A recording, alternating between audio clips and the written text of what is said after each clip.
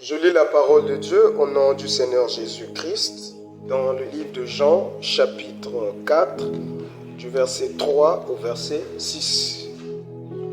Alors, il quitta la Judée et retourna en Galilée. Comme il fallait qu'il passât par la Samarie, il arriva dans une ville de Samarie nommée Sichar, près du champ que Jacob avait donné à Joseph, son fils. Là se trouvait le puits de Jacob. Jésus, fatigué du voyage, était assis au bord du puits. C'était environ la 6e heure. Que Dieu bénisse la lecture de sa parole. Prenez place, je vous en prie.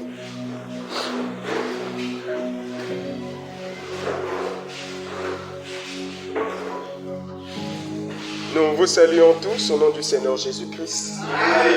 Que le Dieu de paix vous bénisse abondamment.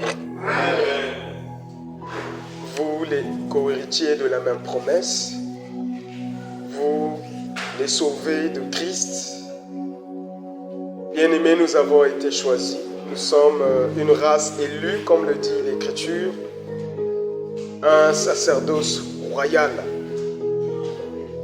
Nous avons été sauvés par Christ. Et s'il y a lieu qu'on se trouve un titre, le titre qui nous conviendrait, c'est les rachetés de Christ. Parce que nous étions vendus par Adam et Jésus-Christ nous a rachetés par son sang. Et aujourd'hui, vu que nous avons été rachetés par Christ, nous appartenons à Christ. Et il n'y a rien de plus beau que d'appartenir à Jésus-Christ. Bien-aimés, que le Seigneur vous comble encore ce soir. Amen. Vous qui avez fait preuve de bonne compréhension, c'est vrai que la température est mauvaise à cause de la pluie qui a eu lieu. Mais si le monde du travail reconnaît que la pluie n'est pas un obstacle, nous disons nous aussi, la pluie n'est pas un obstacle. Pourquoi dans le monde du travail on dit que la pluie n'est pas un obstacle? Parce que même sous la pluie, tu ne vas pas te dissoudre. Malgré la pluie, même si tu marchais sous la pluie, tu finiras par arriver à destination et le travail pour lequel on t'a attendu, tu dois le faire. Mais ici, il est question du salut. Et je suis prêt à dire pour mon salut, la pluie n'est pas un obstacle. C'est même la plus petite des choses qui puisse m'empêcher de venir. Parce qu'il s'agit de mon âme. Et que le Seigneur vous bénisse, vous qui avez compris cette notion avec moi ensemble. Amen. Bien-aimés, ce soir, nous poursuivons notre prédication, notre thème qui est intitulé « La fatigue, le changement, puis le salut ». Bien-aimés, c'est dans cet angle que nous allons marcher ce soir. Le premier jour où nous avons débuté ce thème, c'est-à-dire avant-hier, qui est le mardi, nous avons dit que ce thème sera abordé dans 3 aspects. Mais les 2 premiers aspects, c'est à titre d'exemple pour que vous puissiez mieux comprendre le 3e aspect. Nous avons dit que nous allons aborder sur la fatigue, le changement et le salut. Le but du thème consiste à vous faire comprendre qu'il y a une certaine fatigue. Lorsque tu la ressens, tu es sauvé. Mais avant de vous faire comprendre que c'est la fatigue qui emmène le salut, il faudrait d'abord vous aider à comprendre la fatigue comme nous le connaissons. Parce que le type de fatigue que nous allons évoquer se diffère de la fatigue que nous connaissons tous. Ce type de fatigue, c'est salutaire. Il faut que l'enfant de Dieu puisse le ressentir pour que le changement vienne et que le salut lui soit accordé. Nous faisons comme Christ, nous l'avons dit depuis le premier jour. Quand Christ prêchait, dans ses prédications, il prenait exemple sur les choses naturelles parce que c'est ce que les hommes connaissent. Et Et pour leur parler des choses du ciel, il prenait les choses que les hommes connaissaient et il faisait une comparaison. Il donnait l'à peu près. Voilà pourquoi il disait le royaume des cieux est comme. Parce que s'il leur expliquait le royaume des cieux dans le langage céleste, les hommes ne seraient pas en mesure de le comprendre. Et nous disons nous aussi, si nous vous expliquons la parole de Dieu dans le langage céleste, vous ne serez pas en mesure de nous comprendre. Voilà pourquoi nous employons un langage d'homme pour vous faire comprendre la parole de Dieu. Et ce soir, nous aurons besoin de l'attention de tous ceux qui ont mis leurs pieds en ces lieux. Bien-aimés, je prie du fond de mon cœur que le déplacement que nous avons effectué ne soit pas vain, mais que le Seigneur récompense ce déplacement. La plus grande récompense que Christ puisse nous donner, c'est la bonne compréhension de sa parole qui nous emmène à la bonne pratique de ce qu'il nous demande. Et c'est ce que Christ va faire ce soir si, d'un commun accord, nous acceptons d'être dans un même état d'esprit. Je demanderai donc que nos pensées soient dans la parole de Dieu. Que notre esprit soit ici présent. Que toute notre réflexion soit dans la parole de Dieu. Et je crois qu'en sortant d'ici, tu recevras ce que le Seigneur t'a réservé. Personnellement, je crois que ce thème est riche. Ce thème cache des richesses infinies. Et le dimanche, quand on prêchait, on avait flashé en passant. Nous avons dit que dans la semaine, nous allons aborder sur un thème. Et ce thème sera complémentaire à l'enseignement qu'on avait abordé. À la fin de notre enseignement, nous avons beaucoup plus insisté sur la consécration. Nous avons dit, pour que les dons spirituels fonctionnent dans la vie des enfants de Dieu, il faut la consécration. Mais ce thème que nous abordons, c'est la réponse sur le sujet de la consécration. Qu'est-ce qui fait que certains ne puissent pas se consacrer? Ce n'est pas le désir de se consacrer qui manque, mais il faut d'abord comprendre cette notion. Si nous comprenons la notion de ce soir, on comprendra pourquoi on n'arrive pas à se consacrer au Seigneur. Et si on comprend la notion de ce soir et qu'on l'applique, on va se consacrer au Seigneur. Parce que le manque de consécration est seulement lié à l'état. Mais comment faire pour sortir de cet état? Plusieurs ont pris conscience de leur état, mais comment sortir? La prédication de ce soir ne va pas seulement consister à te révéler ton état, mais à te donner aussi une solution, le moyen de sortir de cet état. En quelque sorte, la prédication est là pour te donner la force qui te manque. Si bien évidemment tu prêtes attention. Que le Seigneur vous bénisse encore. Amen. Nous avons pris une écriture et nous avons dit que nous n'allons pas faire comme nous faisons d'habitude. Voilà le verset de base, voilà les versets complémentaires. Nous avons dit que nous allons faire différemment. Parce que la parole de Dieu ne suit pas un système. La parole de Dieu est inspirée de Dieu. Et l'écriture de base peut être n'importe quelle écriture. Tout comme on peut prendre n'importe quelle écriture au départ et finir avec l'écriture de base. Ce n'est pas une loi, ce n'est pas un modèle imposé qui nous dit qu'il faut que le verset de base soit le premier. Et c'est ce que nous voulons briser comme système. Et nous avons donc décidé de prendre ce verset. Et le verset de base, on le prendra à la fin. L'écriture que nous avons lue nous parle d'une histoire connue. Bien-aimés, nous disons que dans la parole de Dieu, il y a des richesses infinies que nous ne cesserons pas d'exploiter. Quand nous mourrons, Dieu suscitera encore d'autres prédicateurs qui viendront puiser dans la même Bible, sur les mêmes Écritures, mais avec une inspiration différente. Voilà pourquoi l'apôtre Paul, qui avait compris l'immensité de la parole de Dieu, la grandeur de l'inspiration de Dieu, a dit que nous connaissons en partie. Donc Paul reconnaissait que tout ce qu'il connaissait là, c'était qu'une partie. Et tout prédicateur qui prêche la parole de Dieu, prêche en partie. Et il y aura toujours des prédicateurs que Dieu va susciter, qui viendront eux aussi prêcher en partie. C'est ce qui fait que tous les jours, les prédicateurs prêchent. Si la prédication était comme un livre. Il y a longtemps, on devait déjà finir. On devait déjà épuiser la matière. Mais si jusque-là, la parole de Dieu ne finit pas, vous verrez que les mêmes écritures que nous prenons, c'est les mêmes écritures sur lesquelles nous revenons, mais les aspects ne font que changer. Les aspects ne font que varier. Nous disons la plus grande gastronomie, la plus grande cuisine au monde, c'est celui de la parole de Dieu. Les recettes sont tellement variées, les menus sont infinis, au point où le peuple de Dieu a toujours de quoi manger. Que l'âme se rassasie de cette nourriture spirituelle. Amen. Et que vos âmes reçoivent la force nécessaire pour se lever, prendre la décision et dire cette fois-ci, je marche. Bien-aimé, Christ était fatigué du voyage. Le voyage qu'il a effectué, c'est le voyage de quitter la Judée et de se rendre en Galilée.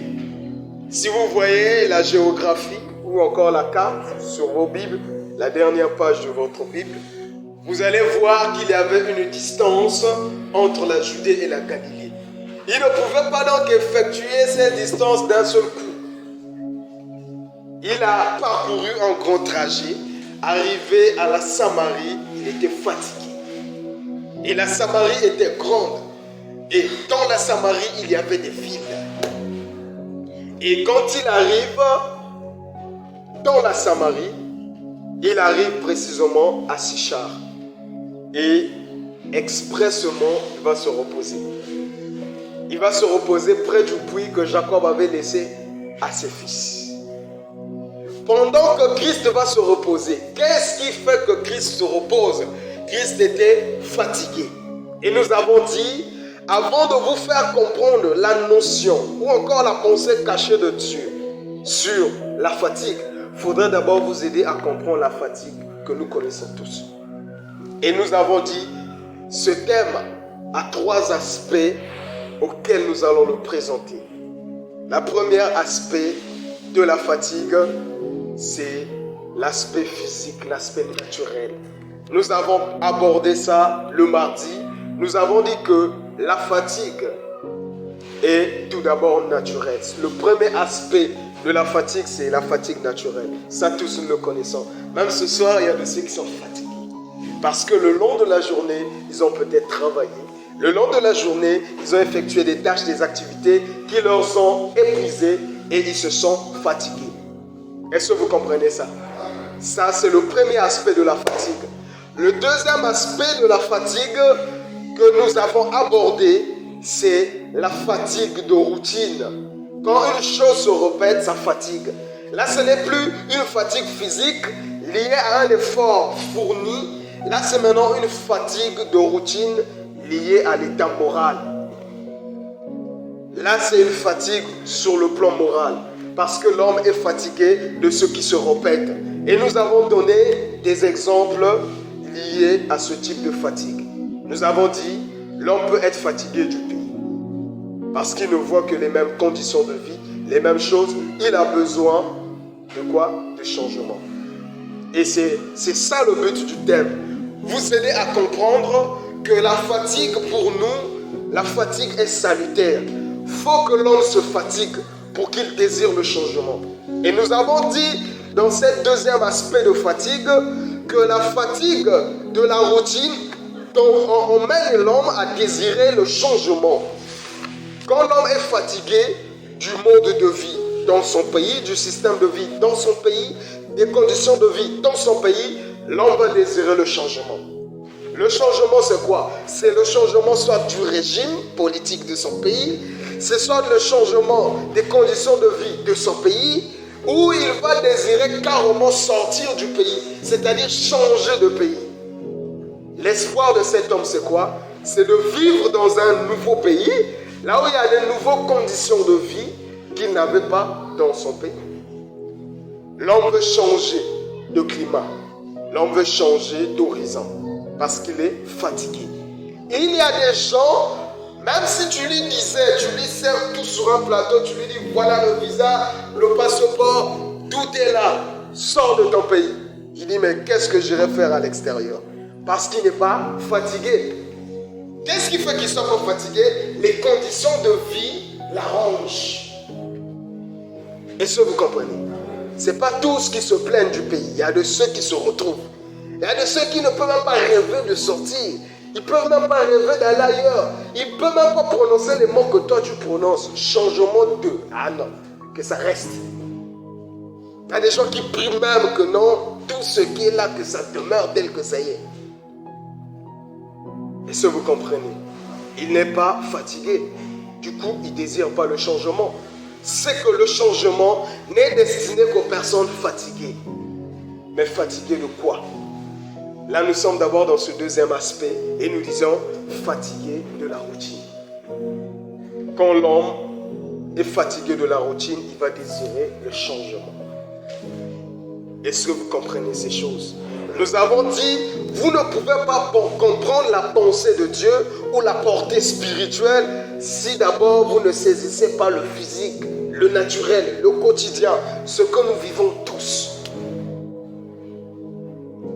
Et nous disons, la routine, quand elle fatigue un homme, l'homme cherche le changement. Et nous disons effectivement, il faut que tu te fatigues pour désirer le changement. Donc, le premier aspect, c'est la fatigue corporelle. Quand tu as fourni des efforts, tu as épuisé ton énergie corporelle, tu vas te sentir fatigué. Et le deuxième aspect, nous avons dit, c'est la fatigue de routine. C'est une fatigue morale liée aux choses qui se répètent. Je ne vis que de telles choses. Je ne vis que les mêmes conditions. Tu vas désirer quoi? Un changement. Tu es dans un foyer, un mari difficile. Tu vas désirer un changement. Soit c'est le mari qui va changer, soit c'est le mari que tu vas changer. Si ce mari-là ne veut pas changer, tu vas vouloir changer de mari. Parce que tu veux voir quelque chose d'autre. Tu es fatigué de cette routine. Tu es fatigué de ce comportement. Tu es fatigué de son style de vie. Tu es fatigué de ce foyer dans la maison de cet homme. Est-ce que vous comprenez ça? Ça, c'est la fatigue de routine. Mais le troisième aspect et le plus important, c'est même l'objet de notre thème, c'est la fatigue spirituelle. Tant que tu n'éprouves pas la fatigue spirituelle, tu ne vas pas désirer le changement spirituel et tu n'auras pas le salut. Mais de quoi nous voulons parler précisément? La fatigue de routine, c'est ton corps qui se fatigue des conditions. Mais la fatigue spirituelle que nous allons aborder ce soir, cette fois-ci, c'est l'âme qui est fatiguée. Les conditions de vie que tu imposes. Est-ce que vous comprenez ça? Et tant que tu ne te fatigues pas, tu ne peux pas te sortir de cette vie dont nous voulons parler. Et l'Ecclésiaste nous a dit qu'il y a deux choses et plusieurs choses qui sont au travail sous le soleil au-delà de ce qu'on imagine. Et il en a cité deux qui ne se fatiguent pas. Il a dit les yeux ne se fatiguent pas de voir. Les oreilles ne se fatiguent pas d'entendre. Même quand tu es très fatigué, si une personne vient te parler, ce qu'il a dit, tu vas entendre. Même si tu ne veux pas entendre, ça va rentrer. Même quand tu es fatigué dans ton corps, les yeux ne vont pas cesser de voir. Est-ce que vous comprenez? Et nous disons qu'il y a aussi des hommes qui ont le même caractère que les yeux. Il y a des hommes qui ont le même caractère que les oreilles. Ils ne se fatiguent pas. Et nous disons, il faut que tu atteignes la fatigue pour désirer le changement. Est-ce que vous comprenez ça? Et c'est la réponse que nous donnons à la question qui se pose sur la consécration. Pourquoi on n'arrive pas à se consacrer à Dieu? Parce qu'on n'est pas encore fatigué. Du coup, on ne désire pas le changement. Il y a des gens, des années et des années qui écoutent la parole de Dieu, qui ne sont jamais arrivés à la deuxième étape qui est le changement, parce qu'ils n'ont jamais atteint la première étape qui est la fatigue. Si nous avons donné des exemples liés à la vie quotidienne, c'est pour que vous compreniez que tant que la personne ne se fatigue pas, la personne ne peut pas changer. Qu'est-ce qui fait qu'une femme plie ses bagages, qu'elle sort d'un foyer? Parce qu'elle est fatiguée. Elle a trop supporté. Et ce jour-là, elle dit non, là c'est trop. Elle prend les bagages, elle sort. Mais avant de sortir, elle a d'abord vécu, elle a d'abord supporté. Et quand ça déborde, le poids dépasse, elle dit je n'en peux plus. Juste une journée de plus, elle dit je ne peux pas, je vais sortir. Parce qu'elle est fatiguée. Si elle n'est pas fatiguée, elle va encore rester. Il y a des hommes qui tapent. Mais tu vois, 10 ans, elle est là couée, malgré qu'on tape, elle est là. Parce qu'elle n'est pas encore fatiguée. Le jour où elle va fatiguer, elle va plier bagage. Elle va désirer le changement. Et c'est ce de quoi nous parlons. Et nous disons, au-delà du physique, si le corps arrive à se fatiguer, nous disons, il y a à l'intérieur de nous, le plus important de tous, l'âme, que nous négligeons, mais qui est le plus important. L'âme à l'intérieur aussi est fatiguée. Mais il y a des gens qui refusent d'écouter la voix de l'âme. L'âme crie. On ferme les oreilles. On ne veut pas écouter. Si on écoute la voix de l'âme, l'âme dira je suis fatigué. Et là, je peux te laisser en conversation avec ton âme. Pose à ton âme la question. Tu es fatigué de quoi? Qu'est-ce qui te fatigue? Pourquoi tu cries? Et l'âme va te répondre.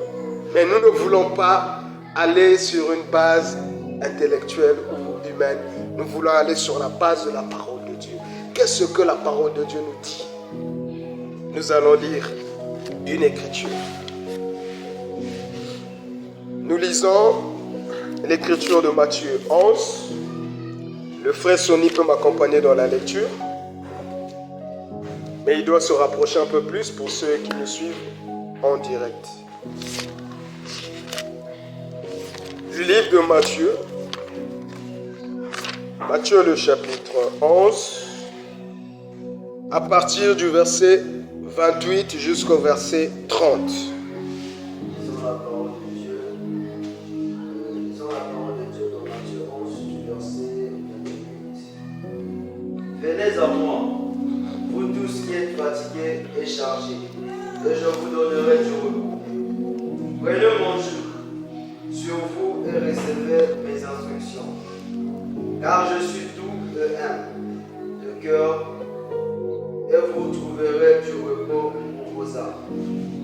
Car mon joug est doux et mon fardeau léger. Que Dieu bénisse la lecture de sa parole. Bien-aimés, c'est ici qu'on voulait arriver dès le départ. Aujourd'hui, bien-aimés, nous allons aborder sur la charge qui vient donner à l'homme la fatigue.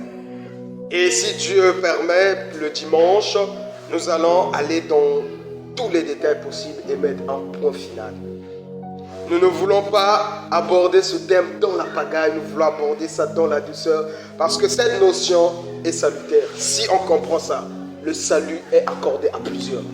Bien aimé, c'est cette notion que j'ai compris. Et aujourd'hui, je peux me réjouir et dire je suis sauvé.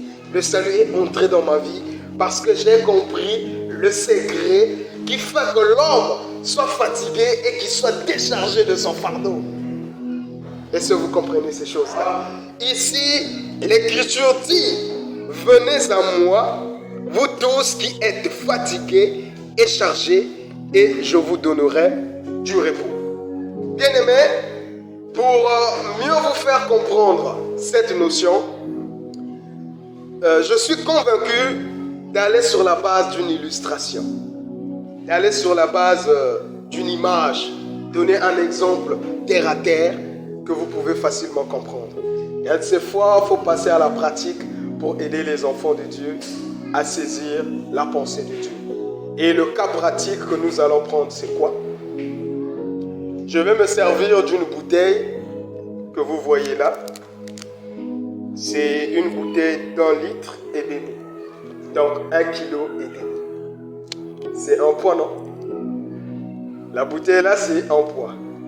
D'accord? Ce poids-là, si je ne le porte que quelques secondes, je ne vais pas trop ressentir le poids.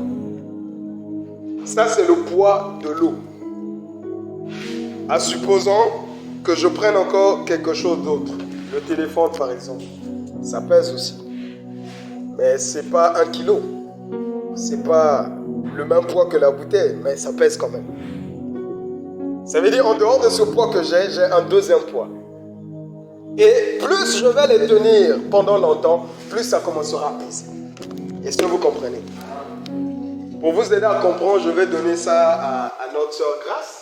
Tu vas tenir ça jusqu'à ce que tu te fatigues. Si tu te fatigues, tu déposes. Tu tiens. Ne dépose pas sur une surface. Tiens ça en hauteur comme ça. Si tu es fatigué, tu déposes. Je ne vais plus en parler, mais je reviendrai quand je vais la voir être fatiguée. Et vous comprendrez ce que ça veut réellement dire dans un cadre spirituel. Il y a de ces choses qu'on ne comprend pas parce qu'on n'imagine pas comment ça se passe. Mais avec cette image, tu auras pitié de ton âme. Est-ce que vous comprenez ça? Ici, Christ va lancer un appel. Dans son appel, mot pour mot, je vais lire. Il dit, venez à moi, vous tous qui êtes fatigués. Bien-aimés, lesquels qui peuvent venir? C'est celui qui est fatigué. Est-ce que vous comprenez ça? Imaginez des docteurs, des scientifiques quittent l'étranger. Ils viennent ici faire une campagne de santé. Ah, vous tous qui êtes malades, venez. Selon vous, lesquels qui vont venir? Ceux qui sont malades. Ceux qui ne sont pas malades ne viendront pas parce qu'ils disent, mais moi, ils sont en bonne santé. Qu'est-ce que j'irai faire? Ça veut dire que cette campagne faite ne le concerne pas ou ne la concerne pas. Celui qui se sent intéressé, c'est celui qui est dans la situation. Et dans notre situation, la situation duquel nous parlons, c'est la situation d'un homme fatigué. Mais l'homme est fatigué par rapport à quoi? Par rapport à la charge qui est sur lui. Donc là, la fatigue est due à un poids. Et ce poids, c'est ce que nous avons donné à notre sœur. Avec l'image de cette bouteille d'eau de 1,5 litre. Donc 1,5 kg. Maintenant, vous allez remarquer que Christ ne parlait pas des gens qui avaient sur eux le poids des récoltes qu'il a prises dans son champ. Il est là de passage. Ah, Christ est en train d'appeler les gens chargés avec ses arachides sur lui. Comme poids, il vient. Christ ne faisait pas appel aux femmes qui revenaient du puits avec leur outre d'eau sur la tête. On appelle ceux qui sont chargés. Allons-y. Christ parlait d'une charge, pas physique, mais d'une charge intérieure. Et il dit au verset 29, prenez mon joug sur vous et recevez mes instructions, car je suis doux et humble de cœur, et vous recevez du repos pour vos âmes. Ça veut dire que Christ lance un appel, non pas au corps, mais il lance l'appel à l'âme. Il lance l'appel à une âme chargée et fatiguée par le poids qui a été imposé. Est-ce que vous comprenez ça? On va voir des écritures qui nous démontrent cette charge, qui nous expliquent ce poids, qui nous expliquent ce fardeau, qu'est-ce que c'est réellement et comment faire pour s'en débarrasser. Là, nous allons d'abord parler du poids et nous parlerons du moyen donc de s'en débarrasser. Comment changer? Comment enlever le poids? Comment devenir léger? Est-ce que vous comprenez? Donc là, la fatigue, le changement. Et là, nous voyons déjà clair. Nous commençons déjà à voir clair sur la fatigue. De quelle fatigue il s'agit? Nous allons lire les Écritures qui nous révèlent la charge dont nous voulons parler réellement. On lit dans Ésaïe, chapitre 1, le verset 4.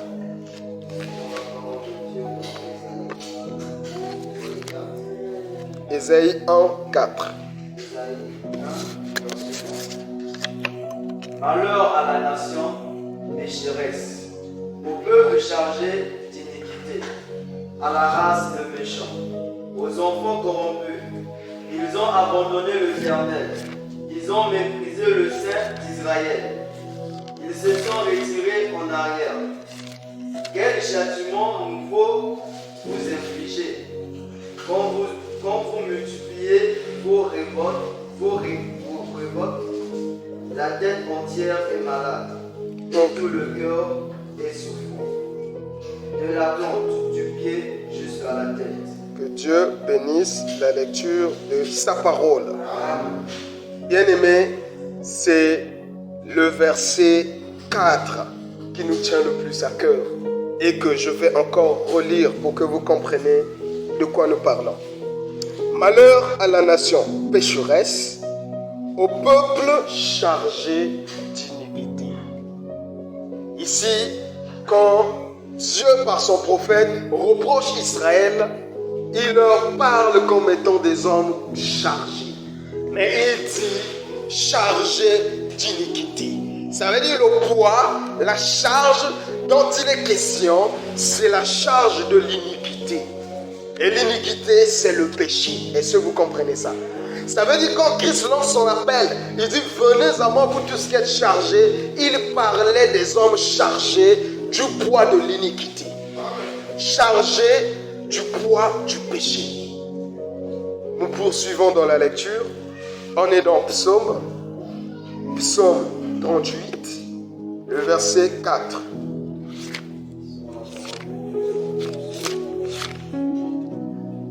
« 4. Car les iniquités s'élèvent au-dessus de ma tête, comme un long fardeau. Elles sont trop pesantes pour moi. Mes plaies sont infectées et purulentes par l'effet de ma folie. Ok, que Dieu bénisse la lecture de sa parole. Bien-aimés, je ne sais pas si vous suivez avec moi ensemble. Ici, nous sommes en train de parler des choses spirituelles. Et ici, dans le psaume 38, le verset 4, la Bible nous révèle quelque chose, une expérience qu'un bien-aimé a vécue et qu'il nous partage par ses écritures. Ce bien-aimé, c'est David. L'expérience qu'il a vécue dit quoi au verset 4 du chapitre 38 de Psaume? Il dit, je lis, c'est Psaume 38, verset 4, je lis. Il n'y a rien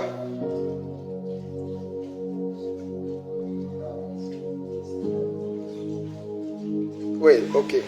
C'est le verset 5. Car mes iniquités s'élèvent au-dessus de ma tête comme un lourd fardeau. Elles sont trop pesantes pour moi. Que le Seigneur bénisse sa parole. Ça, c'est le bien-aimé David qui dit. Il dit que ces iniquités, là, il ne parle pas du péché des autres. Il ne parle pas des iniquités des autres. Il parle de ses iniquités à lui. Il dit que mes iniquités s'élèvent au-dessus de ma tête comme un lourd fardeau. C'est trop pesant pour moi. Mais quand David marchait, on ne voyait pas sur sa tête quelque chose. David était vide. David n'avait aucun poids sur son corps. Mais David, quand il parle, il dit qu'il a une charge sur lui. Quand David parle, il dit qu'il a un fardeau sur lui. Et il dit ce fardeau est trop pesant. Il dit ce fardeau est trop pesant. Il dit le fardeau de mes iniquités. Ça veut dire, quand Christ fait appel, il dit venez à moi, vous tous qui êtes fatigués. Il parlait des gens qui sont dans la même situation que David. Amen. Des gens sur lesquels le poids de leur iniquité est devenu trop pesant. Il y a de ceux jusque-là, le poids de leur iniquité ne pèse pas encore. Ils ont encore besoin de travailler. Et dans le cas où nous sommes, ils ont encore besoin de pécher. Parce que ce qu'ils ont déjà sur eux, ça pèse pas assez. Mais il y a de ceux qui sont dans le cas de David, qui trouvent que le poids de leur péché commence à trop peser. Et quand la personne atteint ce niveau, quand la personne atteint ce point où le péché commence à peser, c'est là où dans le cœur commence à naître le désir du changement. Et c'est ce qui est arrivé à David. David a commencé à chercher Dieu. Et c'est là où il va dire dans l'un des psaumes, je cherche le secours. Je regarde vers les montagnes, je regarde à gauche, je regarde à droite. Mais d'où me viendra le secours? Le secours, c'est quoi? Il cherchait qui va lui enlever le poids. Est-ce que vous comprenez ça? Maintenant, nous revenons sur l'illustration avec notre sœur Grâce. C'est vrai qu'elle s'est fatiguée vite.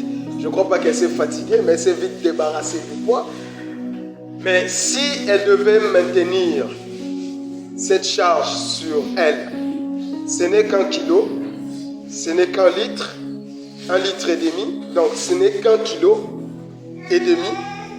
Ça ne pèse pas vraiment si tu ne le maintiens pas longtemps. Mais je vous assure que cette bouteille d'1,5 litre peut emmener cette sœur à l'hôpital. Ce que je dis est vrai. Si on la force de tenir cette bouteille toute la journée, jusqu'au soir, jusqu'à demain, elle ira à l'hôpital rien que à cause de cette bouteille d'1,5 litre. Parce que ce poids que nous qualifions petit, à force qu'elle le maintient, ça commence à peser un peu plus. Qu'est-ce qui fait que un enfant que tu as soulevé au début, que tu n'as pas trouvé lourd, en marchant, tu changes de bras. Ce bras-là se fatigue, tu changes. Parce que cet enfant qui n'était pas lourd au début commence à peser. Pas parce que le poids s'est ajouté, mais parce que tu l'as porté trop longtemps. Est-ce que vous comprenez ça? Et ce qui te fait changer de main, c'est parce que les nerfs commencent à te faire ressentir le poids. Les crampes commencent à s'installer. Et ne voulant pas souffrir, tu changes. Mais imagine maintenant qu'on t'impose cette charge. On dit, si tu lâches cet enfant, tu es mort. On dit, maintiens cet enfant. Ça veut dire, malgré que les mains sont fatiguées, tu vas t'efforcer à tenir l'enfant. Et c'est là où on voit la douleur changer de niveau. L'homme commence à transpirer. Est-ce que vous comprenez? L'homme commence même à pleurer. C'est ce qui arrive quand on dit à un enfant, fais pied avant. C'est pas à l'instant T, quand il met ses pieds en l'air, qu'il commence à pleurer. Là, il ne ressent encore rien. Mais au bout d'une minute, 2, 3, 4, 5, ah là ça change, hein? Les pieds commencent à trembler, les mains commencent à trembler, l'enfant transpire. Parce que le poids de son corps commence à se faire ressentir sur ses mains. Il n'arrive pas. Est-ce que vous comprenez? Parce qu'il est resté trop longtemps. Pourquoi je n'ai pas pris la bouteille moi-même et prêché avec la bouteille en main pour mieux vous faire comprendre? Parce qu'il s'agit de deux choses différentes. S'il s'agit de celui qui donne le poids et celui qui supporte le poids. Moi, j'ai donné le poids. Et moi, c'est la chair. La sœur Grâce, c'est l'âme. Ça veut dire, si vous voulez savoir le poids qui souffre, ne pose pas la question à la mauvaise personne. Si tu dis, frère Christ, comment tu te sens? Je dirai, je me sens bien. Parce que le poids, je l'ai donné à quelqu'un d'autre. Maintenant, si vous voulez connaître ce que réellement ressent la personne qui a le poids, allez demander. Allez demander à la personne à qui j'ai donné le poids, c'est-à-dire à la sœur Grâce. Et dans le cas où nous sommes, va demander à l'âme. Si tu demandes à ton corps, le corps ne te dira jamais qu'il est fatigué. Parce que ce n'est pas le corps qui porte le poids. La question, on va la poser à la bonne personne. La bonne personne, c'est l'âme. Pose la question à ton âme. Comment tu te sens par rapport aux charges que je t'ai données, par rapport au fardeau que je t'ai donné. L'âme dira, je n'en peux plus. Et on va voir l'âme d'un homme qui a crié sous le poids du péché. On est dans Psaume. Psaume 42, verset 6.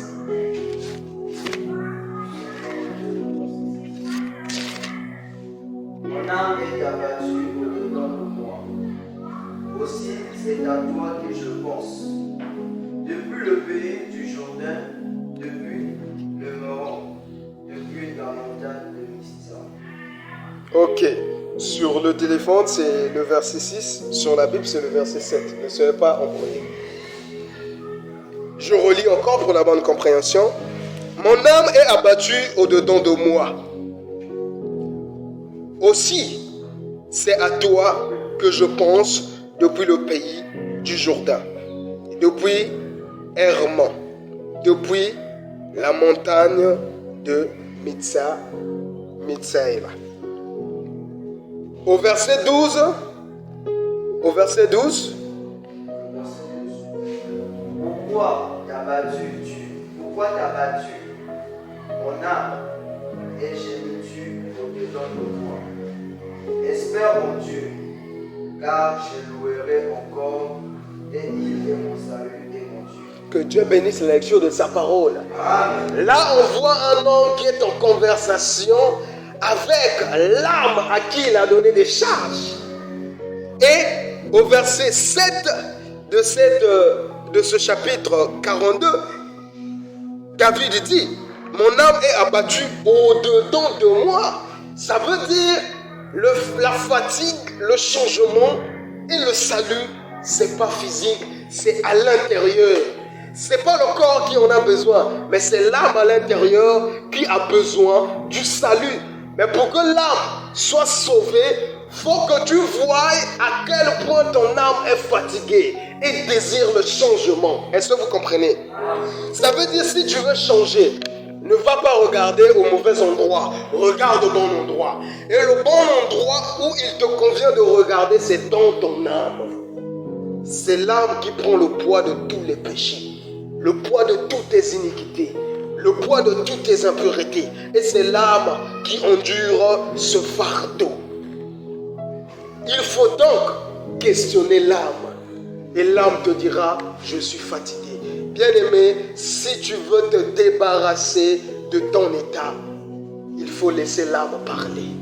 Si l'âme parle, tu ressentiras le besoin de changer. Parce que le corps, c'est comme une bande qu'on vient mettre aux yeux de l'homme et l'empêche de voir la réalité en face. Et nous avons dit, si tu veux te sentir fatigué de ce que tu fais, ne regarde pas le corps ne se fatiguera pas. Et ça vient rejoindre ce qu'on avait dit le dimanche. Un fumeur ne se fatigue pas de fumer. Même quand il apprend que la fumée de la cigarette a causé dans son poumon des taches, a emmené au sein de ses poumons une maladie, il aura encore besoin de fumer. Parce que quoi? Il regarde le corps.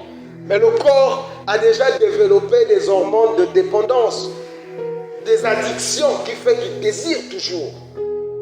Et nous disons, le corps de nature, à cause de la corruption d'Adam, du péché, le corps a reçu une sorte d'addiction spirituelle qui est l'addiction du péché. Le corps désire tous les jours le péché. Est-ce que vous comprenez? Il est plus facile de pécher que d'être juste. Le péché, c'est faire ce qui te semble bon. Mais la justice, c'est faire au-delà de ce que tu veux. Faire même le contraire de ce que tu veux. C'est là où ça devient difficile. Parce que être juste, c'est combattre ses propres désirs. Être contre ce que tu veux. Le péché, c'est faire ce que tu veux. Vous voyez que c'est plus facile. Maintenant, nous avons vu David qui dit dans le psaume, pourquoi es-tu abattu? Pourquoi tu gémis au-dedans de moi? C'est que David reconnaît qu'à l'intérieur de lui, il y a un homme abandonné, mais qui était sous le poids d'un fardeau que lui avait imposé. Et c'est ce qui nous arrive aussi à tous. Bien-aimés, nous disons on avance. Il n'y a pas une charge au monde que Christ ne puisse pas enlever. Il n'y a pas un fardeau au monde que Christ ne puisse pas porter. Est-ce que vous comprenez ça? Dans un autre aspect, quand nous allons développer sur le fardeau que Christ va prendre, nous allons parler de cette prophétie liée à la bénédiction que Jacob avait donnée à l'un de ses fils. Nous disons que l'accomplissement de cette prophétie ou de cette bénédiction prophétique a eu lieu dans la vie même de Jésus-Christ. Quand vous lisez la Genèse 49, à partir du verset 14 et 15, la Bible parle de Jacob qui va bénir l'un de ses fils, appelé Issachar. Quand il bénit Issachar, il dit que Issachar vient courber son épaule au fardeau. Issachar, c'est un âne robuste. Quand il voit le poids, quand il voit la charge, lui il vient mettre son épaule, il dit, mets ça sur moi. Nous disons le véritable Issachar, c'est Jésus-Christ. Et quand nous allons parler de Jésus-Christ qui est venu prendre nos fardeaux, nous allons bien développer cet aspect. Mais nous revenons d'abord sur l'âme qui crie. Est-ce que tu entends les cris de ton âme? Parce que tu n'as jamais posé la question. Tu n'as jamais prêté l'oreille à l'âme. Voilà pourquoi tu ne ressens pas ce poids. Entre dedans de toi et tu comprendras que ton âme crie. Ton âme est fatiguée.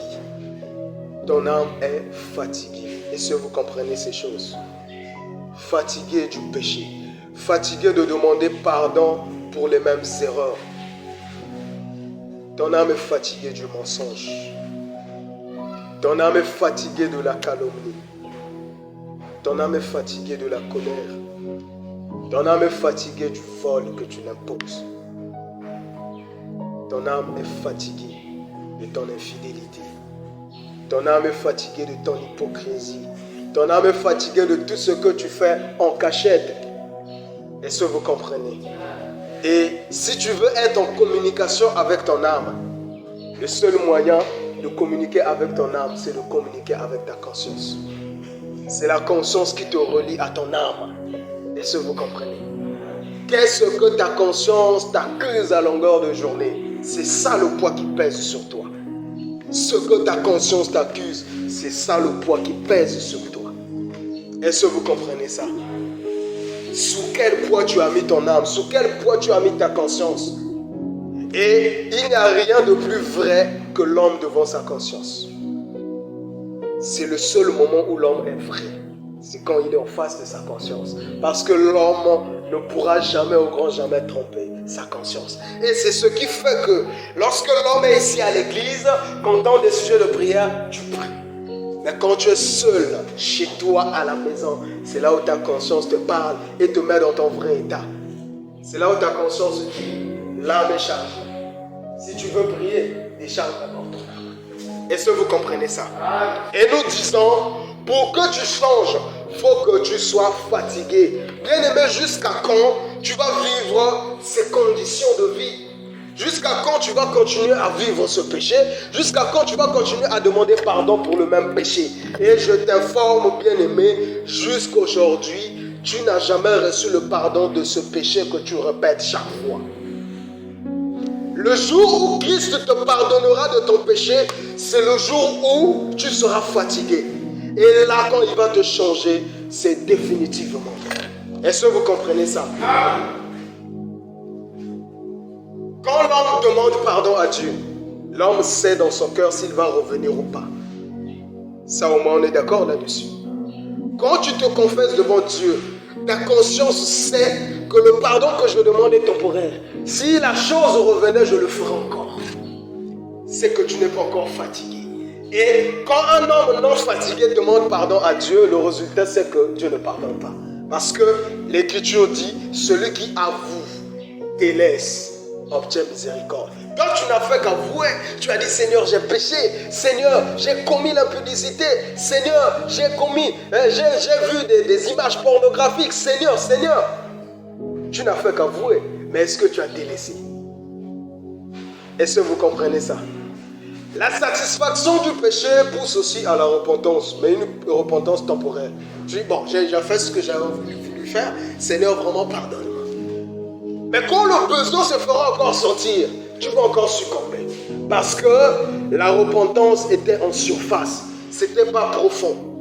La repentance profonde vient lorsque l'homme met devant lui son âme et dit, ah, jusqu'à quand continuerai-je à faire souffrir mon âme? Mais à quel moment l'homme se fatigue? C'est quand tu vois réellement ce qui te maintient esclave. Tu vois dans les détails, tu vois, bon, qu'est-ce qui fait que je sois comme je suis? Qu'est-ce qui fait que je ne puisse pas être en paix avec Dieu? Tu commences à examiner ton péché vraiment tel qu'il est. Bien-aimé, si tu veux être fatigué de ton péché, ne vois pas ce que ça t'apporte positivement. Ne vois pas ce que ça te procure, mais vois ce que ça cause. Vois les dégâts. Est-ce que vous comprenez ça? Quand tu vois ce que ça te procure, tu n'auras pas besoin de t'en débarrasser. Est-ce que vous comprenez? Les sensations que ça donne, le résultat que ça donne, ça ne te donnera pas envie de laisser. Mais c'est quand tu vois les dommages que ça cause que tu auras besoin de laisser. Est-ce que vous comprenez? On va aller sur quelques détails.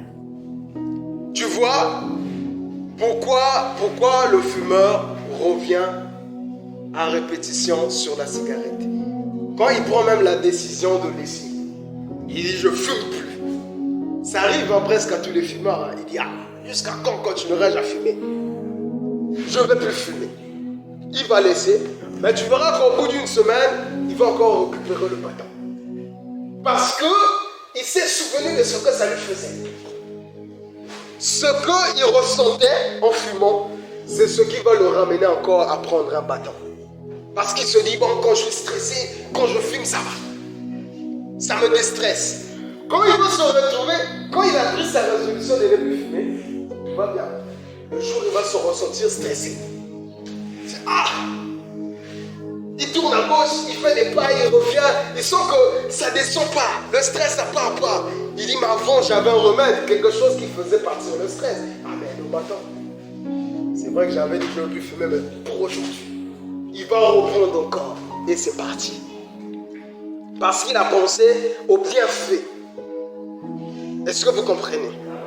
Et c'est ça l'illusion dans laquelle le diable nous met pour nous maintenir dans le péché. Le bienfait de ton péché. Est-ce que vous comprenez? Mais le péché ne fait pas du bien à l'homme. Mais le diable fait ressentir à l'homme le bien du péché. Est-ce que vous comprenez ça? Quand l'homme est malhonnête dans son travail, surtout pour les ouvriers, il voit le bien. Si je vole, ou bien si dans le devis je mets des excès, quand on me donne l'argent, je pourrais faire quelque chose avec. L'argent là me permet peut-être de payer la maison ou de faire ceci. Au-delà de ce qu'on va me donner. Tu vois les calculs positifs, tu vois ce que ça donne. Eh bien aimé, tu ne pourras pas laisser. Tu sais qu'à la fin du chantier, j'ai toujours les matapis. Comme on dit, COP et l'équipe salaire. C'est vrai qu'on va me payer. Mais avant qu'on me paye, j'ai déjà de quoi subvenir à certains besoins. Toi, tu vois ce que tu peux accomplir avec, mais tu ne vois pas ce que ça cause. Est-ce que vous voyez ça? C'est les dégâts que causent tes péchés qui peuvent t'emmener à avoir le dégoût de toi-même, à te sentir fatigué, dire mais jusqu'à quand? Mais tant que tu vois le bienfait, tu ne pourras jamais désirer quitter. Tu ne pourras jamais désirer changer. Tu ne pourras jamais désirer vivre autre chose. Est-ce que vous comprenez ça? Le buveur, il sait ce qu'il ressent quand il boit. Et c'est ce qui le motive à boire encore. Même quand il prend des décisions, il dit bon, je ne vais plus boire. Il va boire. Il va encore s'enivrer. Parce qu'il a pensé à ce que ça lui fait de bien. Est-ce que vous comprenez ces choses-là? Il dit quand je suis dépassé, quand j'ai des soucis, quand je n'arrive pas à m'en sortir, quand je prends une bouteille, ça me permet de bien dormir. Ça m'évite des insomnies, ça m'évite de penser à ce que je pense. Ça me met dans un état où je suis inconscient. Et quand il va penser à ce qu'il ressent, le vertige, ce petit sentiment d'oubli, c'est comme si tu étais hors du monde. Quand il pense à ça, s'il est dépassé, il aura encore besoin. Est-ce que vous comprenez ça? Parce qu'il a pensé à ce que ça fait. Maintenant, s'il pense à ce que ça lui fait de mal, même quand le besoin viendra, sa pensée du mal que ça lui cause dominera le besoin de le faire encore. Il dira non, ça m'a causé assez de mal. Est-ce que vous comprenez ça? Ça m'a causé assez de mal. Sous l'alcool, on m'a volé l'argent. J'ai perdu mon téléphone. Sous l'alcool, on a failli me ramasser par un véhicule. Sous l'alcool, je me suis retrouvé sur le ciment du moment où j'ai arrivé. Je me suis retrouvé, personne ne savoir. Sous l'alcool, je me suis retrouvé baigné dans mes vomissements. Est-ce que vous comprenez ces choses-là? Bien aimé, c'est quand tu vois ce que ça te cause de négatif que tu prends la décision d'abandonner. Est-ce que vous comprenez? Je vais ouvrir une petite parenthèse personnelle. Peut-être que toi aussi tu as vécu une expérience personnelle, je ne sais pas. Mais bien aimé, ici, même si on m'attache les cordes, on me met des bouteilles d'alcool, prends, sinon on va te tuer. Je préférerais mourir. C'est pas parce que je ne veux pas prendre, mais parce que le désir de prendre m'avait quitté. Ce qui m'avait quitté, c'est que j'étais baptisé par l'alcool. Et j'ai dit, ah, plus jamais. Plus jamais, je suis tombé évanoui. Évanoui comme ça parce que j'avais trop. Je me réveille le matin, j'avais baigné dans mes vomissements, donc j'étais tout couvert. Donc tout ce que j'avais mangé, j'avais vomi par terre, j'ai roulé dessus, je me suis endormi dessus et je me suis réveillé le lendemain matin malade. Malade d'ivresse. Et toute cette odeur d'alcool vomi que j'avais inhalée m'a donné le dégoût. Quand tu ouvres une bouteille devant moi, je ressens l'envie de vomir. Parce que j'ai fini par réaliser que ça m'a rien fait de bien. Ça m'a causé que du mal. Et je ne peux plus revenir. Le goût est parti.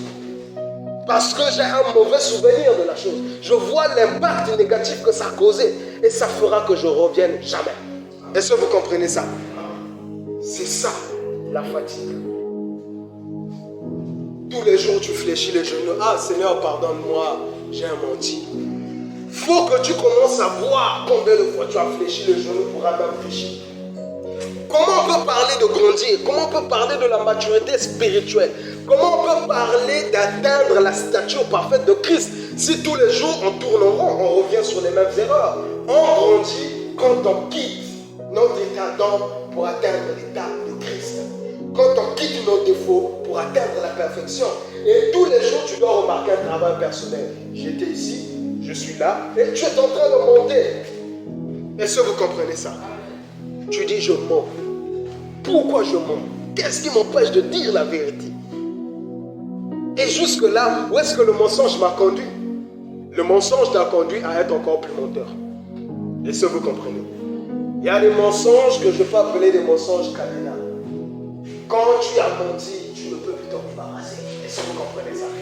À moins que tu viennes l'avouer, tu dis, bon, j'avais menti. Sinon, tu seras obligé de trouver toujours des échappatoires. Est-ce que vous comprenez ça? Imagine, tu mens aux gens qui ne te connaissent pas assez bien, qui ne connaissent pas où tu vis, ton quartier et autres. Bon, vous savez que moi, je suis marié officiellement et autres, tu as ta bague et tout. Tu vas chercher des preuves vivantes qui leur prouvent que réellement, au-delà de la bague, tu es marié. Ça veut dire ton mensonge va te pousser à fuir la réalité. Quand tu sais que celui-là aussi sait que je lui avais dit que je suis marié du moment où je suis célibataire, tu ne vas pas lui montrer ta maison. Parce qu'il saura que tu n'as pas de femme. Est-ce que vous comprenez ça? Il y a des gens que tu ne vas pas lui présenter parce que ces gens-là connaissent réellement que tu n'es pas marié, pourront le dire. Ça veut dire pour échapper à ton mensonge, tu vas créer encore beaucoup d'autres mensonges. Toi, tu vis dans le quartier. Oh non, je suis pas ici, je suis le passage, je suis dans l'autre quartier. Un mensonge va engendrer un autre. Maintenant, vois tout ça pourquoi. Tu diras, je suis fatigué de mentir, de me faire passer pour ce que je ne suis pas. Jusqu'à quand? Et c'est ça qui va te donner le désir de changer. Tu dis, pourquoi pas dire la vérité? Pourquoi pas être moi? Pourquoi pas accepter ce que je suis? Pourquoi inventer? Parce que tu es fatigué. Et qu'est-ce qui t'emmène à être fatigué? Tu as vu, tu as puisé au-dedans de ton péché. Est-ce que vous comprenez ça? Tu dis pourquoi chaque fois quand je navigue, il faudrait que je finisse sur des sites pornographiques? Pourquoi? Si tu vois le côté positif, tu seras accro, tu seras même abonné. Tu ne vas pas t'en lasser. Mais quand tu vois l'impact négatif, ça va te pousser à détester. Ça va te pousser à sortir définitivement. Tu n'en auras plus besoin. Tu dis, qu'est-ce que ça m'apporte de bien? Ça ne fait que détruire mon âme. Ça ne fait que souiller ma conscience. Quand je pratique ce péché, ma conscience n'est plus pure. Ma conscience n'est plus pure, ma conscience n'est plus tranquille. Et jusqu'à quand? Et qu'est-ce que ça me donne? Qu'est-ce que ça m'apporte? Si ce n'est que des mauvaises actions, si ce n'est que des mauvaises pensées. Est-ce que vous comprenez ces choses-là? Pour que tu te débarrasses de ton péché, il faut cesser de nourrir ton péché. Il faut affamer ton péché. Est-ce que vous comprenez ça? Quand ton péché est nourri, il aura la force de demeurer. Il est là. Quand tu affames ton péché meurt. Est-ce que vous comprenez? Le péché vit. Le péché a un cœur qui bat. Et quand tu nourris le péché va continuer à battre. Te pousser encore plus loin. Quand tu cesses de nourrir ton péché, tu l'affames, le péché meurt. Et quand le péché meurt, tous ces sentiments meurent avec lui. Tu n'en auras plus besoin. Est-ce que vous comprenez ces choses-là? Dès que tu penses à ça, tu dis, ça ne sert pas. Tu vois, ce qui était autrefois une tentation pour toi ne l'est plus. Est-ce que vous comprenez ça? Plusieurs jusqu'à présent, pour eux, une femme qui passe, pour eux, c'est encore un combat. Ils n'ont pas encore franchi cette étape. Pour eux, c'est un combat. Donc, arriver à passer comme ça, laisser passer cette jeune fille ou cette dame, c'est un combat. Il faut que je regarde derrière. Pour certains, c'est encore un combat. Parce que ce péché-là est situé au niveau d'un organe dont la Bible dit qu'il ne se fatigue pas. Mais nous disons qu'avec l'aide du Saint-Esprit, tu peux fatiguer tous les organes que tu veux. Même les yeux peuvent se fatiguer. Si tu fais voir à ton âme ce que ça cause, tu ressentiras le besoin de ne plus vivre dans la convoitise. Et nous disons qu'il y a de ces péchés. Il faudrait t'en sortir pour croire que c'est possible. Plusieurs sont arrêtés. Ils ont une pensée arrêtée. Ils disent, ça, péché là, parce qu'il est impossible. Parce qu'il n'est pas sorti. Le jour où il sortira, il dira, oh, mais depuis longtemps, si je connaissais le secret, j'allais sortir. Et ce soir, le secret que nous te donnons, c'est que tu dois voir ce que ça te fait de négatif, ce que ça te cause de négatif, ce que ça t'emmène de négatif. Et le péché t'emmène la séparation avec Dieu. C'est le péché qui t'empêche quand tu es toi-même. Quand tu es toi-même, quand tu es seul, c'est le péché qui t'empêche de prier. Parce que quand tu es devant toi-même, la conscience te dit laisse. Les scénarios là, il faut faire à l'église. Ici, il n'y a personne, c'est toi et moi. Et tu sais que ton état ne te permet pas de prier. Laisse. C'est le péché qui fait surface et qui t'empêche de parler à Dieu. Est-ce que vous comprenez ces choses? Nous disons donc, si jusqu'à présent, plusieurs n'arrivent pas à se consacrer à Dieu, c'est une affaire d'état spirituel. Tant que tu n'es pas réconcilié avec Dieu, tu ne ressentiras pas le besoin de te consacrer à Dieu. Et même si tu te consacrais, tes efforts seront zéro. Bien aimé, nous allons clôturer avec une parenthèse qu'on va ouvrir. Le temps est parti. En supposant qu'un homme et sa femme, les deux se sont chamaillés. Ils se sont dit des choses bizarres. Madame a dit beaucoup de choses, monsieur a dit beaucoup de choses. Ils n'ont pas fait la paix. Ils ne se sont pas réconciliés. Le soir, monsieur rentre, madame est en train de siffler, en train d'arranger la table, un complat, elle a mis sur la table, elle est là, joyeuse. Mais elle n'a pas salué monsieur. Ils n'ont pas causé. Elle est là, la table bien arrangée. Ce monsieur-là ira monter à la table et puis manger avec appétit. Surtout si madame est souriante, elle sourit. Elle n'a même pas salué, mais elle s'en fout. Elle est là, elle chante et danse. Elle est... Ah. Et elle est soit tellement empoisonnée, ou bien soit avec du Dumbakis, elle a des projets pas bien. Là, on va se méfier. Pourquoi? Parce qu'on n'est pas en bon terme. Quelle est cette joie qu'elle a de me faire la cousine, de me faire une belle table? Qu'est-ce qui l'anime? Et l'Écriture nous dit, surtout dans l'Ancien Testament, dans Malachie, que l'autel, c'est la table de Dieu. Et l'autel, c'est les sacrificateurs qui sont servis pour brûler les sacrifices. Et la Bible dit en hébreu que nous sommes sacrificateurs de Dieu. Ça veut dire, nous faisons la table de Dieu. Mais quand tu es en contradiction avec lui, tu lui fais la table. Quel appétit il aura pour venir manger? Quelle est sa motivation pour monter à table, sachant qu'avec cette femme, on ne s'entend pas? Il va se méfier. Il n'y touchera pas. Et c'est ce qui arrive. Quand tu te consacres sans faire la paix à Dieu, tu viens jeûner, tu pries. Tout ce que tu fais est zéro. Ça signifie juste que tu fais la table, mais sans t'entendre avec l'homme avec qui tu t'es chamaillé. Et cet homme-là, c'est Dieu. Il faut d'abord commencer par faire la paix avec Dieu. Est-ce que vous comprenez? Mais la paix avec Dieu, ce n'est pas dans l'hypocrisie, là où tu dis à Dieu, pardonne-moi, mais dans ton cœur, tu sais que demain, je vais encore pécher. Tu as même déjà le projet, le calcul. Mais la bouche s'ouvre, Seigneur, pardonne-moi. Dieu dit, laisse pas embrouiller ton père, ta maman, mais pas moi, parce que je lis dans ton cœur. Est-ce que vous comprenez? Les vraies choses commencent quand la repentance sincère s'installe. La repentance sincère, c'est quand l'homme voit monter l'amertume de son péché. Tu dois ressentir le dégoût de toi-même. Tu dis, ah, je suis descendu très bas.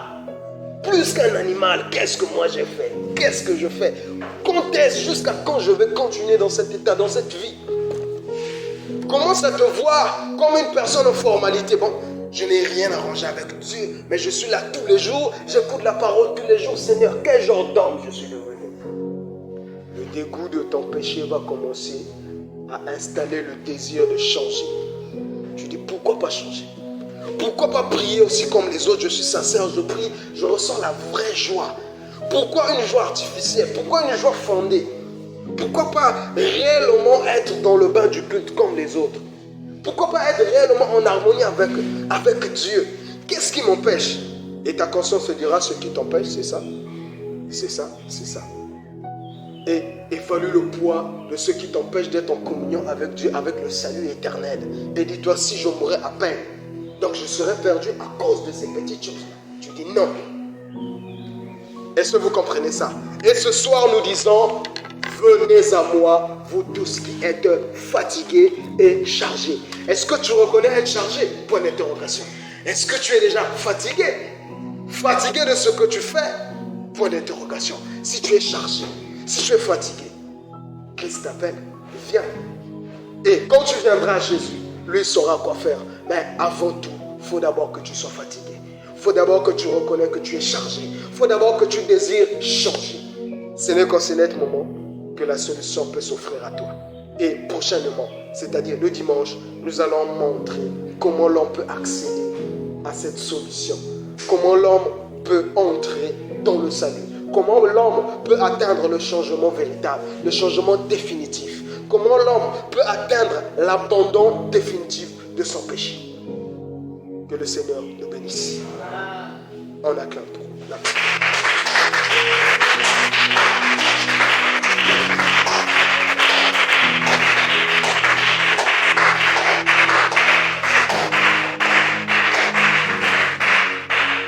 Bien-aimé, si ce soir tu as écouté la voix de Dieu, si ce soir tu as écouté la parole de Dieu et tu as écouté les cris de ton âme à l'intérieur de toi, au-dedans de toi, n'endurcis pas ton cœur. N'endurcis pas ton cœur. Ouvre ton cœur. Parle à Dieu du désir que tu ressens à l'intérieur de toi. Demande l'aide au Seigneur. Tends ta main comme avait fait Pierre. Pendant qu'il était en train de s'enfoncer dans l'eau, il a tendu la main. Il dit, Seigneur, aide-moi. Seigneur, sauve-moi. Toi aussi, fais la même chose. Demande l'aide auprès du Seigneur. Prions au nom du Seigneur Jésus-Christ.